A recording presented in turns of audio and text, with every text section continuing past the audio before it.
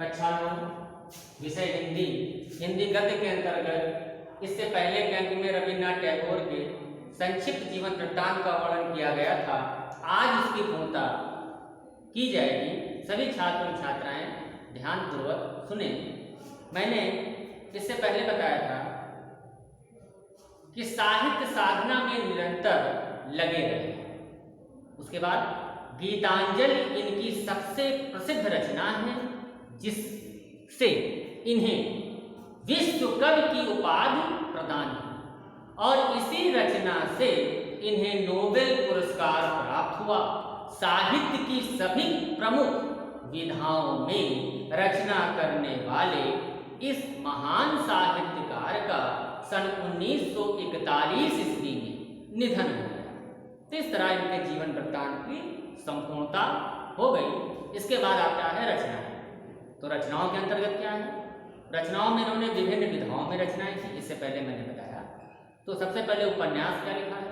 राजर्षि कामा चतुरंग, ये उपन्यास हो गए। कहानी कौन सी लिखी है? भिखारिन, काबुली वाला, तोता, जो आप लोगों का पाठ है, जो अगले अंक में बताया जाएगा। मास्टर साहब, पोस्ट मास्टर, ये कहानी हो गई। फिर नाटक के अंतर्गत आता है तप्ती कामा डाकघर।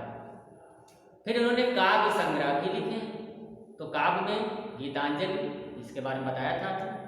सोनारतरी, चित्रा, क्षणिका, बलाका, पत्रपुट, ये इनकी काव्य रचनाएं हैं। इनकी भाषा क्या है? बंगाली तथा अंग्रेजी भाषा में इन्होंने साहित्य का सृजन किया। शैली ठुमरी कामा गीतात्मक। हिंदी साहित्य में स्थान क्या है? भारतीय साहित्य में एकमात्र नोबेल पुरस्कार विजेता रविन्द्रनाथ टैगोर प्रख्यात कवि, साहित्यकार तथा बांग्ला साहित्य के माध्यम से भारतीय चेतना में नई ऊर्जा उत्पन्न करने वाले ऐसे एकमात्र कवि हैं जिनकी रचना दो देशों का राष्ट्रगान बनी। अब तो दो देशों का राष्ट्रगान, जैसा कि सभी लोग जानते हो कि हमारा जो राष्ट्रगान है जन गण मन, ये रविन्द्रनाथ टैगोर द्वारा ही रचित। लेकिन इन्होंने इसके साथ साथ एक और देश के राष्ट्रगान का वर्णन किया है, तो वो है बांग्लादेश का। तो बांग्लादेश का जो राष्ट्रगान है उसका नाम है आमार सोनार बांग्ला।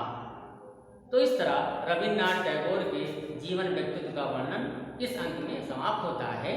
अगले अंक में जो पाठ होगा उसका वर्णन किया जाएगा।